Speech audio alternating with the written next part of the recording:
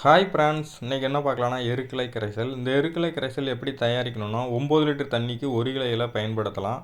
எருக்கிலையில் பூவு, காய், தண்டு, இலை எல்லாத்தையுமே ஒரு கட்ரு வச்சு துண்டு துண்டாக கட் பண்ணி போட்டுடலாம். இது வந்து 30 லிட்டர் பக்கெட்டு. நான் 3 கிலோ இலை எடுத்திருக்கேன், மிச்சத்துக்கு தண்ணியை நிரப்பிட்டேன். மொத்தம் 30 லிட்டர் ஆச்சு.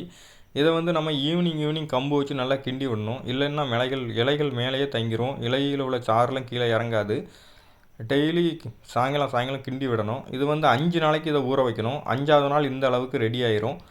இதில் உள்ள கழிவுகளை வெளியே எடுத்துகிட்டு நீங்கள் அப்படியே ஸ்ப்ரே பாட்டிலில் ஊற்றி நீங்கள் ஸ்ப்ரே பண்ணி விடலாம். அப்படி இல்லைன்னா செடிக்கு தண்ணி பாய்ச்ச ஈரத்தில் ஒவ்வொரு லிட்டரு ஊற்றி விடலாம். இது வந்து எதற்காக பயன்படுத்துகிறோன்னா போரான் சத்து குறைபாட்டுக்காக பயன்படுத்துகிறோம். பூவு உதிராமல் இருக்கிறதுக்கும், காய் வந்து உதிராமல் இருக்கிறதுக்கும், காய் வந்து வெடிப்பு வராமல் இருக்கிறதுக்கும் இதை பயன்படுத்துகிறோம். உங்களுக்கு இந்த வீடியோ பிடிச்சிருந்தனா லைக் பண்ணுங்கள், ஷேர் பண்ணுங்கள், சப்ஸ்கிரைப் பண்ணுங்கள். நன்றி, வணக்கம்.